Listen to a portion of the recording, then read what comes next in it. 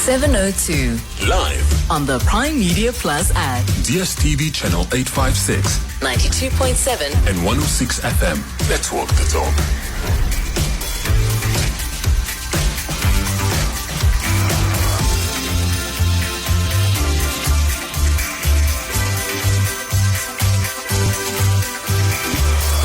Seven minutes after 9 o'clock. Good morning. You are on 702. Thanks to Bongani Bingwa and the rest of the breakfast show team for delivering yet another riveting offering on 702 between 6 and 9 in the morning, and catch them every weekday from Monday to Friday. It's our turn to try and keep you company, inform you, entertain you where we can, but most importantly, engage with you thoroughly. Clement sadly is feeling ill, and I am back with you, so let's make the best of it up until 12 midday. The show is often riddled with the ups, the downs, this, that, and the other, and I'm sure that on the open line you'd want to reflect a little bit on the budget. You'd want to speak about Inokotongwana, but there are other issues that I would want us to pay focus on, simply because between 11 and 12 at the tail end of the show, we will be taking a deep dive into the budget, especially within the security cluster, and trying to understand and extrapolate some issues together on the budget that have to do with the budget. Bongani touched on the budget in his show, and I suppose you've heard on EWN as well a couple of reports on the budget itself. So we will continue to touch on it between 11 and 12. I don't want you to think that it's lost on us and we are tone deaf and we are focusing on other things, not the budget. We'll take a deep dive between 11 and 12 with 3 guests who will take us through, and those guests, among others, would include Mbegezeli Benjamin, the researcher and advocacy officer at Judges Matter, and Mashaile will join us. Dean Wingren will also speak to us, and Dean Wingren is with Defense Web, is a Defense Web analyst. So we will touch on the budget. It's not lost. However, if there are some nuggets of interest that you'd like to introduce in our open line, I'm not going to stop you. Actually, I will welcome that as well, because it is an open line. Whatever is on your mind is very much welcome. Don't depend on me to lead the discussions. You may want to introduce a topic that is hardly spoken about. There are some other things that I haven't touched on. That's why it's called an open line. So that you can bring about some things that perhaps we are blind to, that we do not give sufficient attention.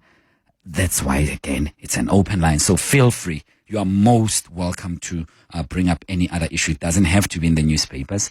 It doesn't have to have appeared on our TV screens, on social media, or even on radio. It could be an issue in your own community, in your own office space, at a braai session that you had with your friends and colleagues that matter may have come up. I'm very keen to touch on those. I love real radio.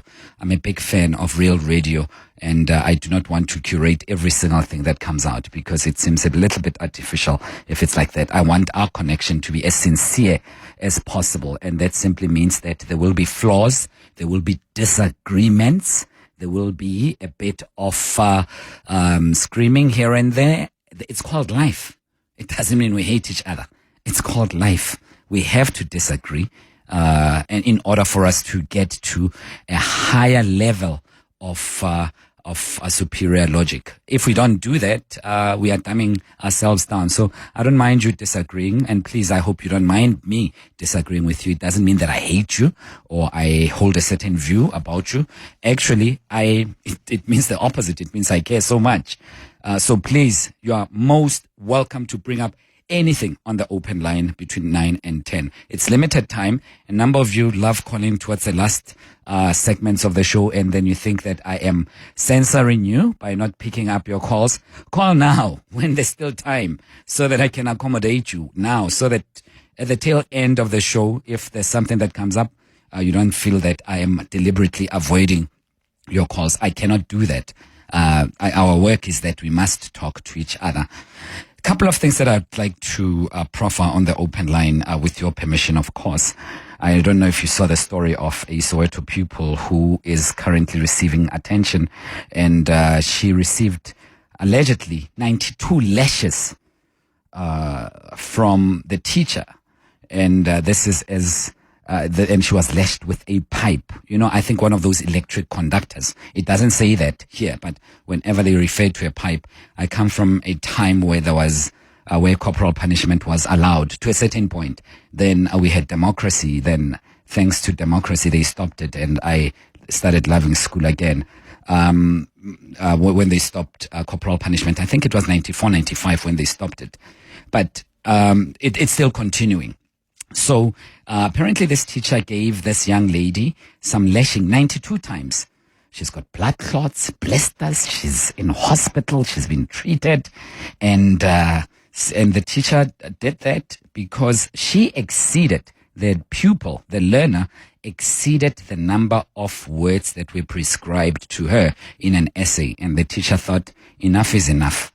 You exceed the number of words that I gave. You're giving me too much work to read through. It's not like I'm your teacher or anything. I'm just going to give you some lashing. The community also found fault with the principal of the alleged school, saying that the principal was protecting the teacher. Bongani raised a very serious point when I interacted with him about what would be coming up on the show today, and he intimated to the fact that all these transgressions against the Constitution, the right to dignity, corporal punishment was banished. I think it was in 1995 after the ANC government came into power. And to my happiness, I must add that it was banished because I don't believe in it at all. And I'm not going to hide that. And feel free to argue with me. Maybe you do. Let's have a discussion around that. One of the reasons I don't like it, I don't like corporal punishment, it's because it's arbitrary. That's why a teacher can beat up a child, give a child 92 lashes, because it's arbitrary. And it's administered by human beings who've got feelings, biases, subjectivity, and it can be very cruel. There is absolutely no way corporal punishment can be good. A lot of people say, oh, I grew up with corporal punishment. Look at how we turned out. We didn't turn out okay. Dare I tell you, we are not okay. And if you're okay, we are an exception. Corporal punishment subliminally told the recipients thereof that the best way to resolve conflict is through physical violence by the one who has power over the other. If the one who's meeker does not have the power, if the one who's meeker does not do as you say, and you have the power, you can resolve it physically because logic goes out of the window. We've all become lazy. And there are many parents who say, no, look at our schools. You see now, look at our schools. All this is happening because there's no corporal. No, discipline does not only mean corporal punishment. It does not only mean that. What do we say to this child? This teacher acted not only immorally and out of the bounds of Ubuntu, she acted illegally. This is an assault. And the principal is allegedly protecting the teacher. As usual, as would be expected. Because many, not all, many of the principals would do that instead of being on the side of the law. They'd rather protect their staff members and not the children that they're saving, not the children who are their clients, because the children don't matter. And Bongani raised another issue that, listen, it's often the downtrodden who are exploited outside the boundaries of the law, outside the boundaries of the law, simply because they do not have the power or the wherewithal to appeal to appeal to any authority that may be above the one that mistreated them. So the point I'm making is that, and very simply, it is more prevalent in township and rural schools, peri-urban schools, than it would be in a suburban school. It would be. Definitely. You know why? Because many of those children in the areas that I've just mentioned, they come from unfortunate backgrounds where the mother does not have time to go and fight these legal battles, where the mother does not have time or the father doesn't have time to go and appeal many times, because chances are she's catching a bus at 4:30 in the morning. She's back at home at about 8:30 in the evening. She has only time to cook, prepare dinner, prepare supper for them, and then go to sleep. Nothing else. But in suburbia, those very teachers, they would never even think of it, because the mom is an executive at the top 4 banks, and the dad is also a high-flying entrepreneur. And dare you touch the child, you'll be in the high court before you could even spell it out. So people know where to draw the line. So the Constitution often favors those with deeper pockets than those, as we would say in Setswana, with throws on their back. So the point I'm making is very simple. Why do we allow all of this to happen to others? That's one. Secondly, I'd love to hear from you as well. South Africa's population subscribes to Christianity, at least between 70 to 80% thereof. And generally, we are a religious nation. There are other religions other than Christianity. Of course, it goes without saying. And the question is about our morality. Why are we so morally bankrupt if we are such a religious country? People go to church and listen to sermons every single day, or every Sunday. And we're in the period of Lent in the Christian calendar across various denominations. And people are supposed to be fasting, almsgiving, and praying. But that does not reduce the pain we inflict on each other. It doesn't reduce the amount of venom that we spew out to society in general. My question, has religion failed? Spirituality, religion, and all of those, have they failed? I mean, you hear the preachers giving powerful sermons that are shaking the foundations of heaven itself. But the very same second those people go out and leave the pews, they are the ones who become the number one transgressors and inflicting pain on other people. Have the churches failed? I mean, there are very many preachers out there who are famous and whatever. Bishop Musasono comes to mind. Archbishop Emeritus Buti Tlhagale comes to mind. Many others. The late Archbishop Emeritus Desmond Tutu and many other. What's his name? T.D. Jakes and plenty others. They do their best to instill some element of spiritual rigidity that we need to be marching on. They go and research the sermons, the homilies. They go out there to do, but we don't change. That doesn't translate into us being better people outside the doors of the church. Has religion why are we wasting time? We must just say, no, man, hey, let's leave this religious thing. Let's leave it. Guys, we are all wasting our time. Let's go to work on Sunday. How about that? Let it be a normal working day, and let's not actually observe all these Christian and religious holidays that we are observing now. Good Friday, I know, is coming, and there are various other Jewish holidays, Hindu holidays, and whatever. Let's not observe any of those, because we are kidding each other. We are just hypocrites. Let's leave all of that and just continue with life. Take a day off. Leave Christmas. Leave Good Friday. Leave all of that. Let's not entertain any of those things. Let's just live our lives and say we are just horrible individuals, and why bother? Why kid each other? Why take money out of the economy and productivity from our bosses if things are still the same anyway? We are just not changing. But that's me. Between 9 and 12, maybe you have your thoughts. Feel free to do that. Feel free to raise your comments and any other issue that you may want to do so on 072-702-1702. If you want to send your text message or your voice note, send it to 072-702-1702. If you want to call and maybe you want to rebut what I have just placed on the table, most welcome to do so on 011-883-0702. 011-883-0702. On social media at I'm Free TSM, at Radio 702, that would be on X, and Radio 702 on Facebook, Thabo Shole-Mashao on Facebook. I'm hardly on Instagram, but sometimes I pop in and out. So if you want to share your thoughts, please do that. You're most welcome to do that. I'd love to engage you.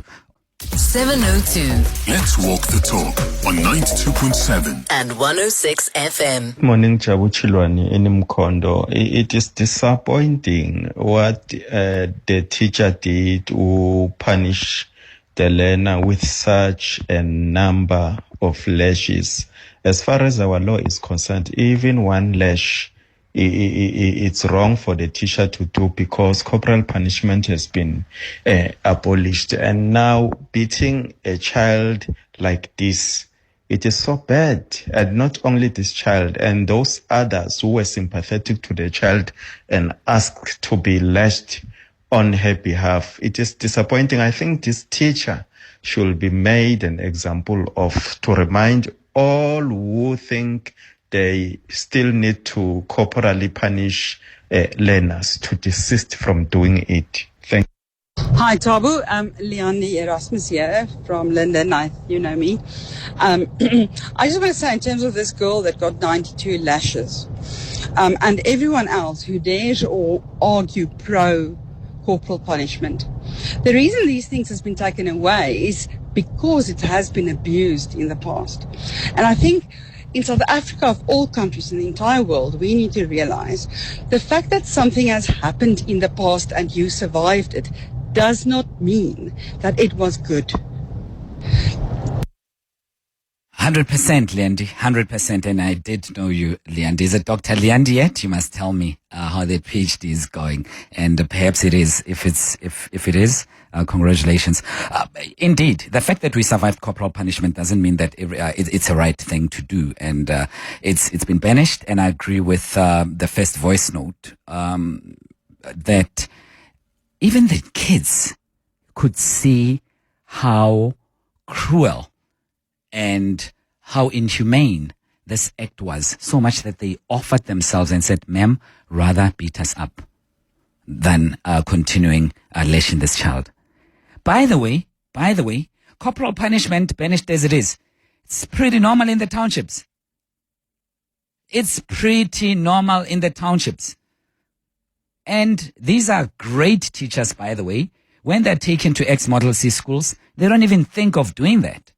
It speaks to the psyche of our people. It speaks to our psyche. It's those teachers, they would never even think of doing that if they were to get a post at St. David Marist. That doesn't come to mind. But to a little black kid in the townships, they will unleash venom. They will even strangle the kids. And I'm not blind to the children who are disrespecting teachers. That's a different story altogether. And I'm not encouraging that because I know someone will sneak it in and say, yeah, but these kids. No, I'm not talking about that. Corporal punishment is illegal, guys. It's illegal. 011-883-0702. I'd love to hear from you. I mean, let's take some text messages that have come through that I haven't given attention to in a little while. And I'm just trying to refresh here and read some of your messages so that I don't forget about them. Good morning, Thabo and 702 family. With regard to the teacher who beat up the learner, the Department of Education should just fire the teacher, finish and clear, and investigate further. Maybe there are other learners who have experienced the same treatment from the teacher, Matume in Jamestown. Matume, indeed. But can I tell you something? I have little faith in the Department of Education in Gauteng. I have little faith. Chances are the story will die down, and next time you and I speak in the next 4 months or so, I'll tell you that the teacher is back in the school. That's what I'm going to tell you. The story is going to die down. It's not an important story as far as news is concerned, and I'm saying that in inverted commas because I'm making a certain point. You will see, the story will die down and the teacher will be back in the classroom. I will personally tell you that because I would have gone and taken a picture of the teacher. And at that time, I'm going to tell you, I'll say, you said, I told you I don't have faith in the Department of Education taking action against her. You will see 5 months down the line. Let's talk in September, right? Just note this. Abel, you must put a marker on what I'm saying right now because I'm going to play this clip and then I'm going to say, here you go. What did I say? What did I say? She will be back teaching. They protect each other. They protect each other. I know of instances, and if the spokesperson of education is listening, he knows of a situation that took place in one of the private schools here in the north, one of the elite schools where a child was bullied, but they decided to protect the person who was bullying the child. I have little faith. I honestly have little faith. But 011-883-0702, straight to your calls. Who first? Saul in Highlands North. Morning, Saul. Yeah, morning. On this topic, and I remember my days in the schools, and we're talking, early 70s, late 60s. Yeah. Or high school, let's put it that way. And the principal had this thing: we had to have a hair inspection twice a month, or etc. Your hair was slightly long. 6 of the best at his office, and he relished it. I went through it. I thought he was a sadist, and to this day, I still believe he was a sadist, sure. a sadomasochist. And people praised his virtues. Well, yes. Maybe he was a good principal, but I thought he was a sadist. I would agree with you, Saul, because for something as minuscule as that, it's not even serious at all. It's not serious at all. For you to take pleasure in lashing a very little child, a child literally 6 lashes. There must be something wrong with your spirit, if not your mind. Well, we used to cover it up. When we knew we were going there, books came out. All right, Saul, have a good day, man. Saul in Highlands North. And Jerry is up next, right? Jerry, morning. In Omonde. Good morning, my dear brother. Morning, and to everyone in Omonde as well. I'm saying, Hore, there is no scientific proof that Hore, if a child is beaten, they will produce better results. Yeah. When I was at school, early 70s, we were beaten when you failed the test. Evan. As if after you failed the test, when they beat you, the next test you will pass. Yeah.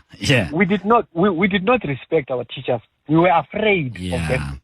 Yeah. That is the difference. We never had a relationship with our teachers. We were afraid of them because you say something, you don't know whether you're right or wrong, you get beaten up. Yes. That's where I'm going to leave it. No, Jerry, thank you so much. I mean, Jerry, when I was still in school, I'll tell you, we were afraid of a day like today, Thursday, because there was a teacher who would come wearing a red jersey and call it in an Afrikaans version of Thursday.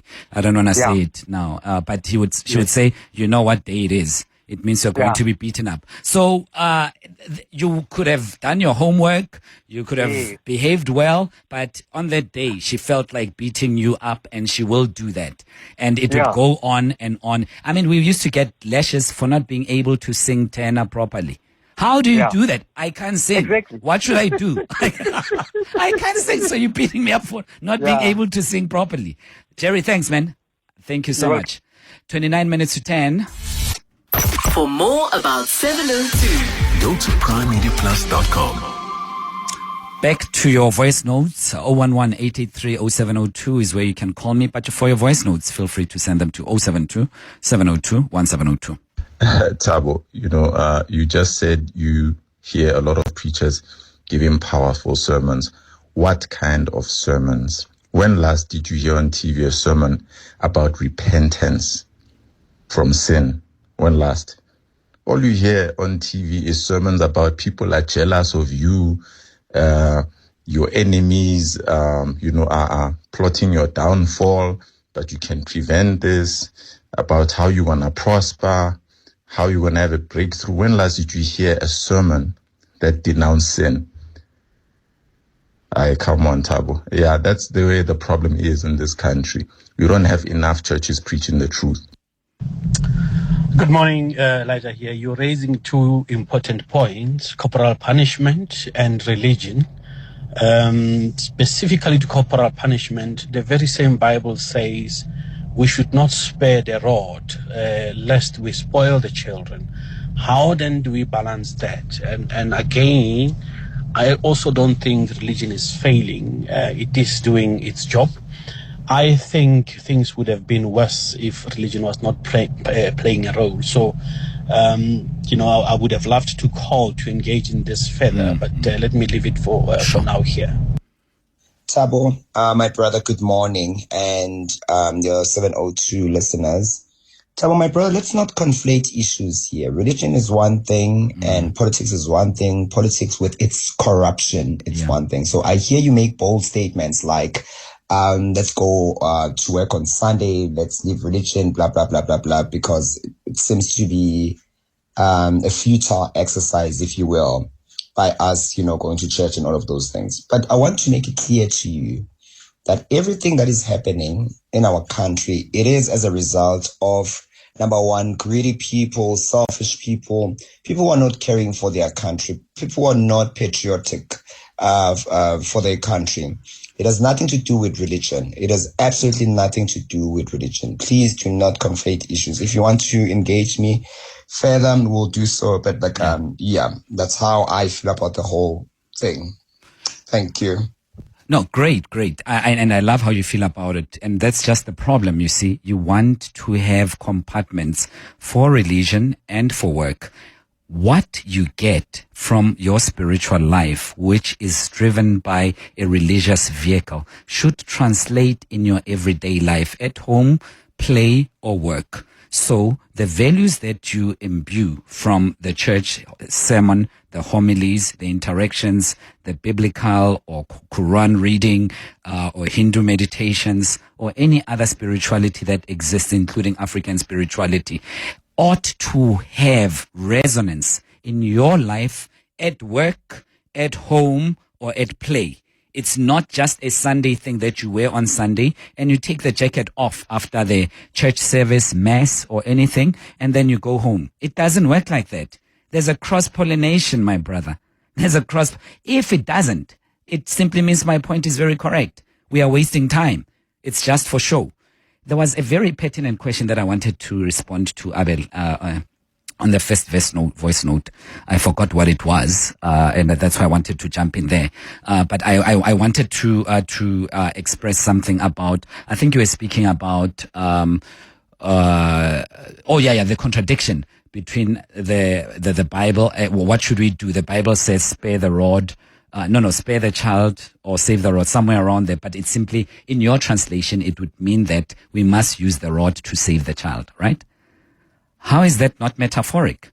Because the very same Bible says, if your eye causes you to sin, you must pluck it out. I don't see people walking around 80% of the population with eyes that have been plucked out because their eyes causes them to sin every single day, if not every single hour. So that is metaphoric, right? The eye issue is metaphoric, but the spare the child and use the rod is not metaphoric. Can you see the hypocrisy in that? Do you see what I'm saying? But I'm happy to engage a bit further. Feel free, guys. By the way, any of you who want to call in, you are most welcome to do that. I'm happy to engage with you. 18 minutes to 10 o'clock. Who has been holding the longest? It's definitely Macy in Pretoria East. Macy, good morning. Thanks for your patience. Hi. Morning, Thabo. How are you doing? I'm trying, Macy. How are you? I'm very well, thank you. I love your show, I love listening to you. Thank you, ma'am. I appreciate you. But listen, Thabo, yes. I want to bring up something that's so close to my heart, okay? And that is, first of all, I hate the word township schools. I hate it, because the word township puts me in a bracket that teachers that are in the so-called suburb schools are better than us. Number one. Okay? It's far and in between where you get what happened. It's a sad situation. What happened in, I think, is it Soweto? Yes, it's in Soweto. Yes, ma'am. Yes, one of the schools there. It's a sad situation. However, and I don't condone it, but the message that I want to bring through is that I think the listeners are getting the impression that this is what I'm going to use again the word township that I hate. That's how we treat the children. You know, Thabo, I've been teaching for 40 years in the so-called, I taught at a private school, I taught at the township suburb school, and then my calling brought me back to where I live. And amongst the teachers that teach with me, my colleagues, they are outstanding teachers. You're not going to believe me. I mean, don't lie to you. You can come to my school. 65 children in a class. That doesn't mean I'm condoning what happened in Soweto. But the message I want to bring through, listeners must not think that teachers in towns, in suburb schools are better than us. No, they're not. I agree. Macy, can I just finish? Okay. Can I just finish this part? Sure. You know, there's lots of children at those schools where parents can't afford school fees, or they expelled. How they get it right? We can't expel, but they can expel. Exactly. So they expelled and they come to our schools. Yes. Do you know how weak those children are? Those children can write. Those children can, and I'm talking from experience, Thabo. Macy, we are not against each other. And stay on the line for just 1 second, because I want you to respond quickly before I move on. I'm not disagreeing with anything I'm not thinking that all teachers in township schools are bad. And the only reference to township is to locate them appropriately in order for purposes of identification. It's not to have a derogatory attitude towards schools that are based in the townships. Many of them are cracking 100% metric pass rates, giving a whipping to many suburban schools. Far better. I agree with that. But the two can exist, Macy. You can do extremely well, and there are some times where there are bad elements that have to be rid of in that circumstance. So I am saying it as a matter of fact when I say many township schools. Macy, I'm not the type of person who would just be on a laptop in a coffee shop in Sandton or Bryanston or whatever all my life and go back to my home. And I go to the townships every single day of my life. Every single day. I am well aware of what's happening. I don't depend on newspapers to tell me what is happening. What this article is saying, I have known. Not necessarily about that teacher. I can give you 10 examples where children are given lashes every single day in the townships. And the teachers in the townships know that I'm right. They're not going to call and say, Thabo, you are right. We treat our children like this. And not all of you, Macy. Not all of you. I'm not talking about all of you. I would be very stupid to think that. And by the way, there are extremely amazing teachers in the township. It's just that today our focus is corporal punishment. One day we will speak about excelling township academics and township teachers. Then we will touch on that. I don't want to conflate issues. Today we are speaking to pay homage to this girl so that we can put a spotlight on this issue. Macy? Okay. No, I understand. I just got, it becomes a personal issue when I hear things like that. And just thought maybe today is the wrong day, but I just wanted to bring it across the listeners that, you know what, don't put us all in one basket. You are not. We're all not like we that. are not. I was educated by township teachers. I have massive respect for them. I went to a primary school in Dobsonville. A Catholic school in Dobs. It was amazing. To date, I still interact with the people who teach me. Sister Judith, I'm still in touch with her. Even today, the last time I spoke to her was last week, because I'm sensitive I'm not just saying these things. I try to play a role in order to change, but the truth must still be told. The fact that I am so sentimental about townships doesn't mean that I can't tell the truth about what's happening in township schools. 011-883-0702. Macy, thanks for your call. Let's take a quick break and we'll come back to 13 minutes to 10 o'clock. Let's walk the talk. 702. Straight to your calls. John, you've been holding for quite some time. Thanks for your patience. You're on the platform. Thabo, I just wanted to respond to you. You know what? I went to a village school when there was a corporal punishment, but we had a very good principal that came, Mr. Nechia. The point is that, Thabo, kids need discipline. And I think that in our new government doing away with corporal punishment, there was nothing, for the teachers to use to discipline children. And then also that, Thabo, it's not really a matter of rich school. I think we need to look at the fundamentals. I mean, our teachers, some of them, or most of them, they are frustrated as well. Yeah. They've got huge classes. Yeah. And they're completely disempowered. Kids are doing all sorts of things. They don't have a way. So, frustration in Mobona. I remember when I was in school, there was this one teacher who always hit me hard with a duster. The back of a duster. I know that. It's a wooden duster, right? Very hard wood.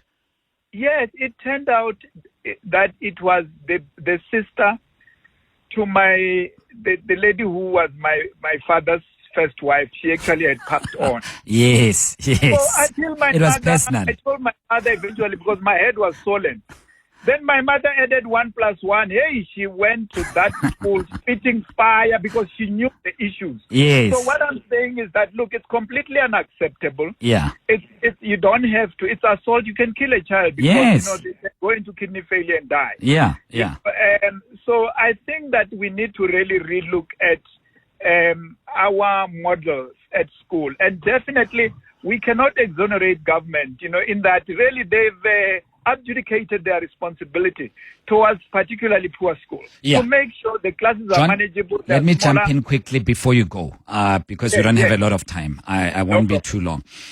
Yeah. A replacement was an efficient replacement was not placed on the table, and training, workshopping was not sufficient to help the teachers transition from the time of corporal punishment to the time of alternative punishment or discipline, I should say. There wasn't, and I'm very much aware of that. Nonetheless, John, you and I would agree that discipline is not only hitting a child. No, I agree. All that I'm trying to get to right now is that it is a responsibility of parents, teachers, and indeed the government to have put down alternative. I remember in a former Model C high school, I went to a township school. High school, I went to a former Model C school, so that people don't think that I'm contradicting myself. So in Florida Park, to be precise, at the high school that I went to, when the transition happened and when I was there was detention, and there were other forms of punishment. But what I picked up, and which I think is lacking in many of our township schools, is a subculture that you instill before even a child does wrong, in small things that we think are irrelevant. Wearing a blazer, we were not allowed to take off our blazers until you got into a taxi, until you got to your own home. You were not allowed to walk around with a shirt that was tucked out. The small things that we think are very small. So that on its own instilled a certain sense of discipline that I cannot act like this wearing this uniform. It's outside of what's required of me. And it's incongruent what is expected of me in this environment. There is something that I believe, I could be wrong, something that is lacking in many of our township, rural, village, and peri-urban schools. The instilling of deliberate subculture that says you are human, respect yourself before you respect the other person, and in that way you'll carry yourself appropriately. I think that is missing. That's why we get the academics right. And the township schools, many of them have got the academics right. It's that culture that is missing. I'm listening to you for 20 seconds. I have to move on, John. It's your turn. Respond. No, I fully agree with you. I think that kids need to be disciplined, and our parents, unfortunately, as I would say, us as Africans, in some instances, we don't get involved in our kids' schooling and discipline, and that's really where it starts. Yeah. Thank you, Thabo. Thank you, man. Yeah, and I suppose the word that I was looking for, especially coming from many Catholic schools, would be ethos-based education, because it's not only looking at the curriculum, it's looking at building the entire person to become a responsible citizen. Who's next? Kagiso in Pretoria. Morning, KJ. Hi there, how are you? I'm free, bro. How are you? I'm free too. I just wanted to say something, regarding religion and morality. What you said was that 75 to 80% of South Africans are Christian. So the idea maybe could be that religion actually was the problem, right? Christianity was the problem, especially the Christian story. Yes. Because what most preachers will say is that Jesus died for our sins. Right? Yes. So now the problem is that if you're saying that Jesus died for our sins, then it means that whatever issues that you go through right now, whatever moral problems or whatever moral decisions that you make that are in the wrong way, then suddenly you could just go to church and say, I'm sorry, and then it's forgiven. Yeah. Because Jesus died for our sins. And in the extreme case, people do wrong their entire lives, and then at their deathbed, as long as they accept Jesus Christ as their Lord and Savior, then suddenly it's like, no, there's redemption and you can go into heaven. Yeah. And then because of that, then suddenly it's like, no, then it means that there's like a loophole there. There's like a bit of a gray area where people feel, man, you know what? I'll go to church on Sunday and I'll say my sorries, but right now I need to do this bad thing. And because of that, then suddenly it degenerates very quickly into something that's utterly wrong. Yeah, convenient redemption. And convenient redemption from your transgressions. I suppose, Kagiso, I have to agree with you. I truly have to agree with you because it means that we have the ATM instant grace reception and forgiveness reception from doing our wrongs easily without accounting in any other way. So I know I'll go to confession and then I'm okay after that. So I move on and the next thing I do that. I don't want to waste your time. We're about to get to the end of the show. You're on the podium. Thabo, thank you so much. I agree with your statement. Religion is demoralizing itself every day in the fact that, spirituality is supposed to groom your character. If I align spirituality, it should be to something like when you go to a gym and the way you build your body. Yes. And you look in the mirror and then you see these lovely muscles. What are you doing? What are you doing to groom your character? What are you doing to groom the inner part of you? Nothing. We are living, today's situation, we are living in the times of Noah's tribe where they were sinful. We're living in a time of Sodom and Gomorrah, sinful. And yes, we will meet our wrath. And I think that religion has become more commercialized. And you're on point when you say spiritual leaders don't want to preach the gospel properly. Why? Because their hands are in the pockets. Sure. As I said, we have to leave it at that purely because of time. I agree with what you're saying, and I couldn't have put it better. I think you were absolutely spot on. Just because of time, I have to run, unfortunately. And someone asked very quickly, Thabo, you're saying this, what's your religion? It depends. I'm Catholic, but I don't go to mass every other day or so. I'm there once a year or whatever else. So I wouldn't call myself spiritual or religious, but I'm Catholic for my sins. 2 minutes to 10.